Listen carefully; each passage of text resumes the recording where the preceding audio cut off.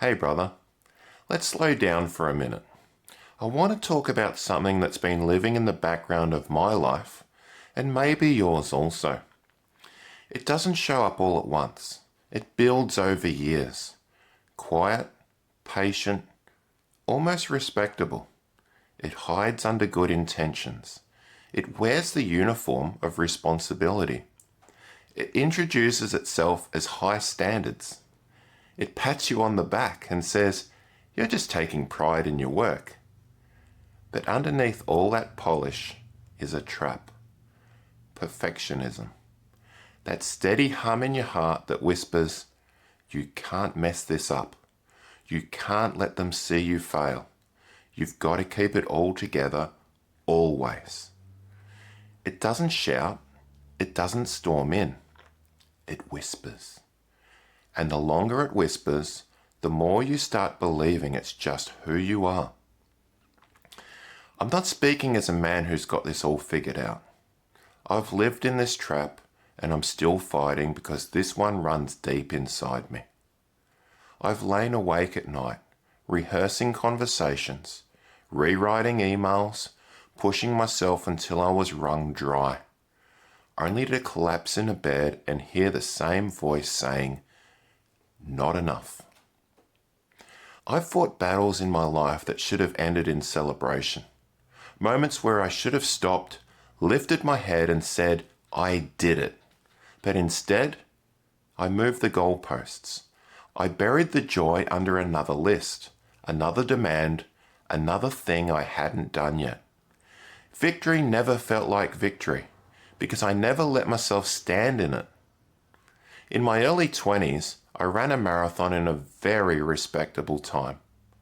Even when crossing the finish line, it was never enough. I was out 2 days later in a body begging for rest, training for a better result. I regret that. But that's what perfectionism does. It doesn't stop to celebrate. It's never enough. Let me give you a picture of how perfectionism works. There was once a craftsman who built the most beautiful ship. Every plank sanded smooth. Every sail stitched perfectly. Every detail flawless. But he never set sail, because each time he was ready, he found another flaw. The rope wasn't tight enough. The board wasn't polished enough. So he went back, and back, and back again. Year after year, his masterpiece lay tied to the dock. It never touched the open water. That's perfectionism. It will keep you working, it will keep you polishing, it will keep you grinding, but it will never let you live. It'll drain your energy. It'll turn victories into burdens, make rest feel like weakness, and always whisper, no matter what you've done, it's not enough. But today, we're not just naming the trap, we're calling it out. We're learning where it comes from, what it costs, and how to walk free. And importantly, without losing our drive to do things well. So let's take a breath, settle in, because we're about to get honest, and maybe finally free. You don't just wake up one morning and decide to expect flawless performance from yourself. This starts a long way back. For some men, it begins in childhood. Maybe you had a dad whose approval was rare, a mum who noticed the mistakes before the effort. Maybe love and recognition felt like something you had to earn, and you learned to work for it. For others, it started in school. You could get 98% right, and the only thing anyone circled in red was the 2% wrong. Maybe you learned it in sport. One missed shot, one wrong move, and suddenly you were the reason we lost. Maybe it came from work. A boss who made it clear, if you want to move up, you can't afford to mess up. Or maybe you taught it to yourself. Maybe you made one big mistake, the kind that cost you deeply, and you swore you'd never let that happen again. However, it's not always one big moment. Sometimes it's 1,000 small moments. A glance of disappointment, a joke at your expense, a high five for winning but silence when you came second. And slowly, you built a rule in your head. If I want to be safe, I have to be flawless. And here's the thing, perfection rarely starts as a flaw. It starts as survival. When you're young and the rules of the game are unspoken, you watch carefully. You notice who gets praised and who gets ignored. You start to connect the dots. If I get it right, I'm safe. If I get it wrong, I'm exposed. That's not you being overly sensitive. That's you adapting.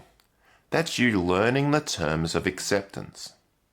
For some men, it's a coach who only gave eye contact when you won. For others, it's a dad who was quick to point out flaws but slow to offer affirmation. You start chasing that "good job, son," like a man chasing shade in the desert. Every drop of approval feels like water. Every correction feels like heat. And over time, you start building a life that avoids the heat at all costs. But here's the catch. When avoiding failure becomes the goal, success stops being joy and it starts being relief. And relief doesn't last. That's why perfectionism leaves you tired even after a win. Because the real driver isn't satisfaction, it's fear. This isn't just a childhood thing. It mutates and shows up in different ways through life. In your 20s, it might be proving yourself at work, always the last to leave the office, even if no one's watching. In your 30s, it might be parenting, feeling like every decision has to be flawless, or you're messing up your kids. In your 40s and 50s, it might be leadership, believing one wrong move could undo years of credibility. And in your 60s and 70s, it can be legacy, thinking you need to leave behind a perfect record instead of a real one. Different season, same lie. Brother, when did you first feel the weight of "don't mess this up"? And whose voice is it that still echoes when you hesitate? Perfectionism isn't always obvious. It wears masks. It can look like the man who always says yes, afraid that no will make him less valuable. It can look like the dad who spends his kid's birthday making sure the decorations are just right and misses actually enjoying his child. It can look like the man in the meeting who has a great idea but keeps it to himself because it's not ready. It can look like the guy who works late every night, not because it's needed, but because he can't stand the thought of someone finding a mistake. It can even look like the retiree who can't rest until every tool is perfectly in place, because control feels safer than imperfection. Different masks, same trap. And the dangerous thing? From the outside, people will praise you for it. They'll call you driven, disciplined, reliable. They'll have no idea you're burning yourself out. Perfectionism always sends a bill, and the price is steep. It will drain your energy, it will rob your relationships, it will strip your joy, it will tax your courage, and in the end, it will bankrupt your identity. That's not freedom. That's Alcatraz. So let's break these down. It will drain your energy. You can't switch off. Even rest feels like performance. You end the day tired but not rested. And when you live that way long enough, your body starts to send you warnings. Trouble sleeping, tension in your shoulders, that constant tightness in your chest you can't stretch away. It will rob your relationships. Your standards spill over. Your kids feel they can't please you. Your partner feels graded. Your friends stop inviting you into the messy, unpolished moments of their lives. Over time, you stop being someone they relax around and become someone they perform around. And without meaning to, you create the same cycle in them that's been wearing you down. It will strip you of joy. Progress doesn't feel like progress. If it's not flawless, you can't enjoy it. You cross the finish line, and instead of relief, you see all the ways you could have run faster, trained harder, planned better. Joy becomes something you might feel one day, and that day never comes. It will tax your courage. You avoid risk. Failure seems final. Safer to stay in your lane than try something new. You start saying no to opportunities, not because they're wrong for you, but because you can't stand the thought of not doing them perfectly. It will bankrupt your identity. You start to believe that you are your performance, that who you are is the same as what you achieve. And when the performance dips, your worth feels like it dips with it. Here's why perfectionism is so sticky. It feels like protection. If you do everything right, no one can criticize you. If you never show weakness, no one can take advantage of you. If you keep the standards high enough, you won't disappoint anyone. But here's the truth. It doesn't protect you. It isolates you. Makes you harder to hurt, but also harder to know. Let's be honest. Perfectionism feels like control. When you're the guy who double checks everything, you feel one step ahead of disaster. When you're the man who over prepares, you believe you're preventing embarrassment. And sometimes it works. You do avoid mistakes. You do sidestep awkward moments. But the trade-off? You also sidestep opportunity. How many chances have you passed on because you didn't feel ready? How many relationships stayed shallow because you didn't want to be truly seen? How many ideas died because you were still working on them? And here's the other hidden cost. Perfectionism can turn into pride, disguised as humility. You tell yourself, I'm just not ready yet. But underneath, it's, I can't let them see me anything less than impressive. It's not humility to hold back the real you. It's fear, wearing humility's mask. Control is one of the most convincing lies of perfectionism. It whispers, if you prepare enough, if you rehearse enough, if you manage every variable, you can avoid disaster. And that sounds reasonable. After all, who doesn't want to be prepared? Preparation is wise. Control feels safe. But here's the problem. Life doesn't obey our checklists. We can plan the perfect project and the market shifts. We can script the perfect speech and the mic cuts out. We can craft the perfect parenting approach and our child still makes a choice we can't control. The more you believe you can control it all, the harder the crash when you find out you can't. And when your identity is tied to having it all under control, every surprise feels like failure. This is how it plays out in real life. In a marriage, you try to manage every conversation so it never gets messy. But real connection needs messy. In fatherhood, you try to prevent every mistake your kids might make. But some lessons only come from failing and getting back up. In leadership, you try to plan for every scenario, but the unexpected still comes. And sometimes your team needs your adaptability more than your plan. In personal growth, you wait to start a new habit until you've set up the perfect system, and months pass without a single step forward. Brother, have you mistaken control for peace? Because real peace isn't knowing nothing will go wrong. Real peace is knowing you'll be okay, even if it does. Perfectionism is more than just being organised, disciplined, or motivated. It's not simply about high standards. It runs deeper than that. At its core, perfectionism is a response to threat. Not the kind of threat you face in a dark alley, but the kind that comes with criticism, rejection, or fear of being found lacking. Perfectionism is a form of protection. Your mind learns to say, if I can just get it right, if I can just keep them pleased, if I can just avoid mistakes, then maybe I'll be safe. Safe from judgment, safe from shame, safe from being seen as less. That's why so many men describe living with constant pressure, a sense of scanning the room, reading the people, checking for risks.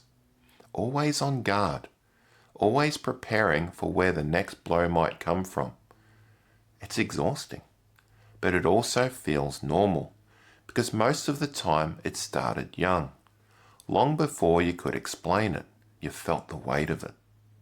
If I'm not good enough, something bad happens, and your brain, clever and adaptive, created a survival plan. Be perfect. Stay safe. At the heart of perfectionism is often shame. Not guilt, which says, I did something wrong. Not embarrassment, which passes when the moment is over. But shame, the deep nagging sense that there's something wrong with me. That's why mistakes can feel crushing. They don't just mean I messed up. They feel like proof of a deeper fear. I'm not enough. So perfectionism becomes armor. If everything looks polished, if nothing is out of place, maybe that voice will stay quiet. But brother, that inner voice isn't the truth. It never was. Some call that voice the false self. It's not a lie, it's a strategy. You show the world the version of you that's capable, impressive, and in control. But behind that image, you fear letting the real you be seen. That gap between who you really are and who you present to the world creates tension. It drains your energy, frays your relationships, and leaves your soul weary. Because no matter how polished the surface, if the man beneath the surface feels unseen and unsafe, you'll never find peace. Listen, your value has never been in flawless performance. It's not earned by perfection. It's anchored in your true self, the man beneath the armor, the man who was made in God's image. And that man was always enough. You've heard of fight, flight, and freeze, but there's another trauma response some people miss. It's called fawn. It's the tendency to over-accommodate, to appease, to strive for approval, to avoid conflict or rejection by being flawless. That's perfectionism in action. You're not lazy, you're not weak, you're not broken. You're doing what your brain thought would protect you. But now that you're a man, not a child, you can choose a different response. Not just perform, but pause, feel, reflect, heal, rewire the response. Brother, here's the good news. Your brain isn't stuck. Science shows us the brain can change. It can rewire itself. The old patterns don't have to run the show forever, but you have to notice it. You have to name it. And then you need to choose a new path forward, one that doesn't demand perfection, but offers permission to be human. That's where healing begins. Now, this is where it gets tricky. Perfectionism rarely shows up in ugly clothes. It usually wears the outfit of excellence. And excellence is good. Excellence says, I want to give my best. Perfectionism says, my best will never be enough. Excellence inspires. It builds trust. It moves people forward. Perfectionism suffocates. It builds pressure. It freezes progress. Excellence says, I'll do what I can with what I have. Perfectionism says, I won't start until I have everything I need. Excellence invites collaboration. Perfectionism isolates. Here's some signs you've crossed that line. You can't celebrate a win because you're already thinking about the next improvement. You avoid showing your work until it's perfect, which often means never. You equate mistakes with personal failure instead of learning opportunities. You feel anxious handing responsibility to someone else. Brother, the world needs your excellence, but it can live without your perfection. What if the calling on your life doesn't require your perfection, just your presence? There was a mechanic who built engines, not just good ones, but great ones. Machines that purred, that roared, that never broke down. And word spread. People came from all over saying, if he builds it, it will run forever. And he took pride in that. He lived for it. Every bolt talked to spec, every hose double-checked, every wire run clean.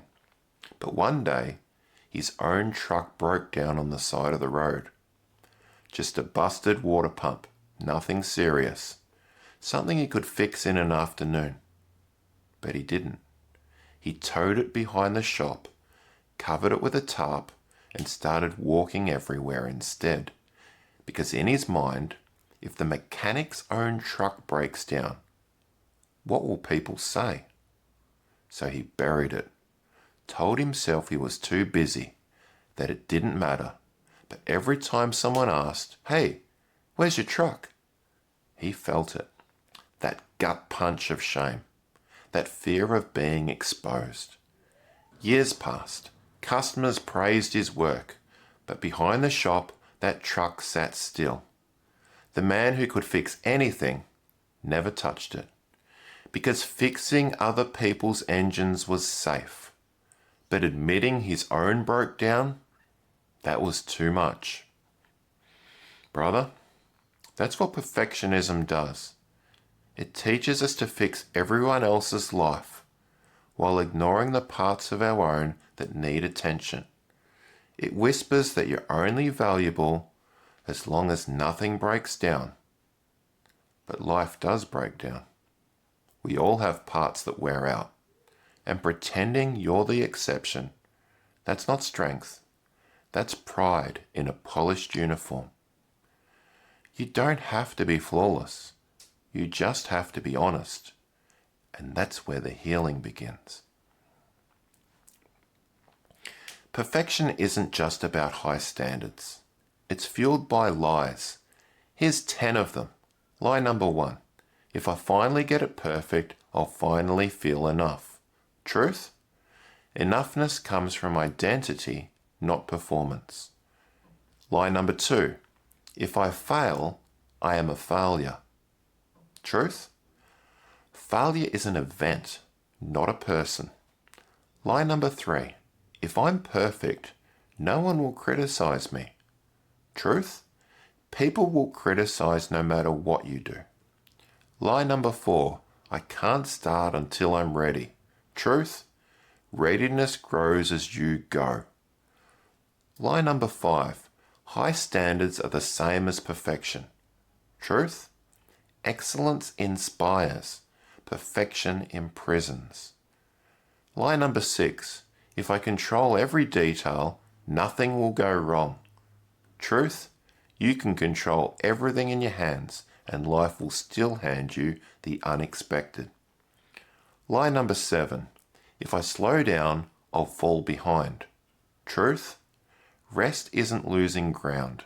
It's preparing for the next stretch. Lie number 8. If I ask for help, I'm weak. Truth? Strong men know their limits. Lie number 9. Mistakes erase progress. Truth? Mistakes are part of progress. Lie number 10. If I'm not perfect, I'm letting everyone down. Truth? You can't carry everyone's expectations. Which of these lies has been the loudest in your life?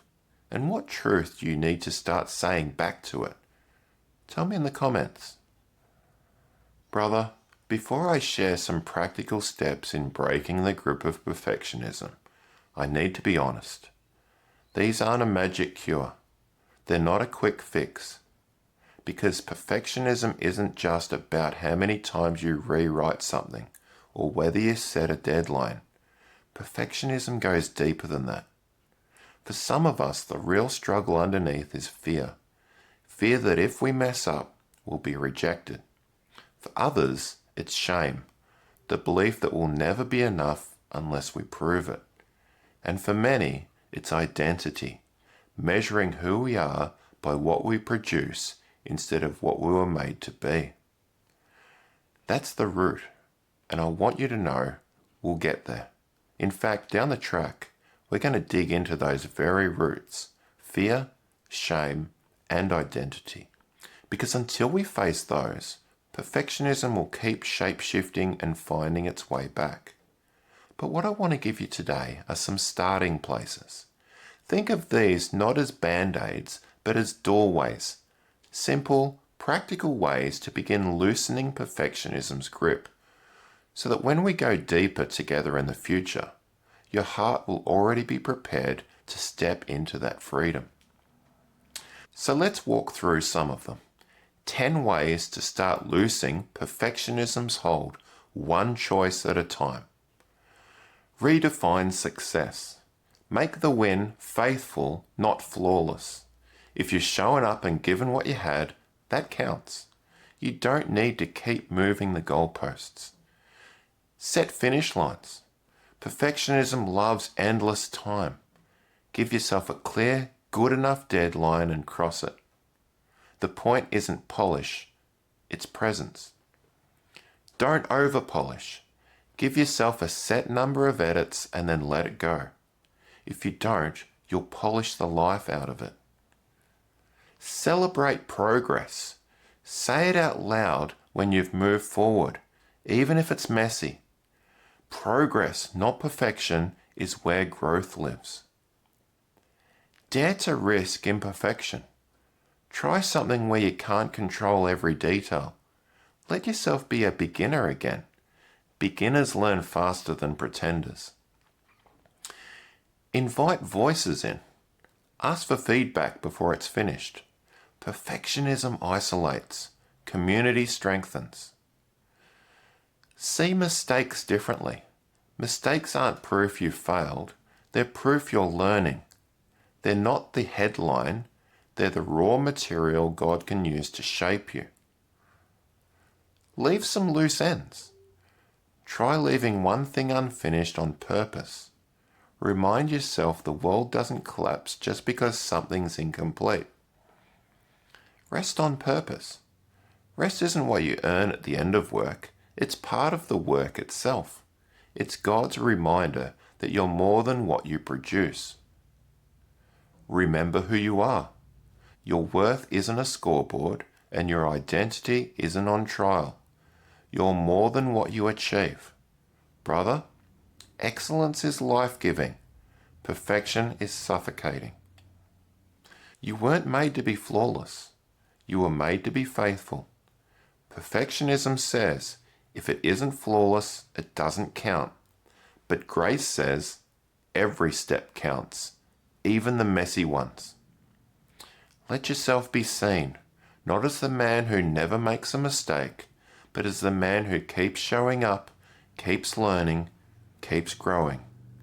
And you? You are more than the sum of your polished moments. You are more than your spotless records. You are more than the approval you earn. The world doesn't need your perfection. It needs your presence. Step out from behind the polished version of yourself and let the world see a man who's alive, present, and unafraid to be in process. Now, before we wrap up, if this spoke to you, I'd love for you to stick around on this journey with me. Share this with a brother who needs it. Hit subscribe if you haven't already.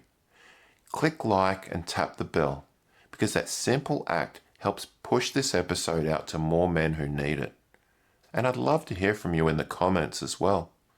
Tell me which part of this episode hit home for you, or which lie of perfectionism you've been battling with. Your words might be the encouragement another man needs today. Brother, perfectionism didn't just sneak into your life one day. It was planted somewhere back there, in a bedroom, on a playground, at a dinner table where the words you needed never came. You needed to hear, "You're enough. I'm proud of you. I love you just as you are." But instead, you got silence. You got distance, maybe even anger. And so you learned to earn your place, to wear a mask, to become flawless, hoping maybe then you'd be worthy. That's why the perfection trap cuts so deep. It's not just about high standards. It's about the boy in you who's still waiting for the man he needed and never got. But here's the hope. You can't go back and change your childhood, but you can rise up now. You can become the man the boy was aching for. The father, the guide, the protector. The voice that finally says, "You're seen, you're safe, you're enough." And that's where we're going next. In the next episode, we'll step into that sacred work, becoming the man you needed growing up. Because perfectionism loses its grip when you no longer chase the man you never had, but choose to become him. So stick with me, brother. We're not here to play it safe or live small. We're here to shake off the lies, to stand tall in who we are, and to remind each other we were made for more. This isn't just talk, it's brotherhood. A place where you don't have to fight alone, and where we call each other higher. You matter. Your life has weight. It's time to live like it. I'm Paul, and this is Paul on Purpose.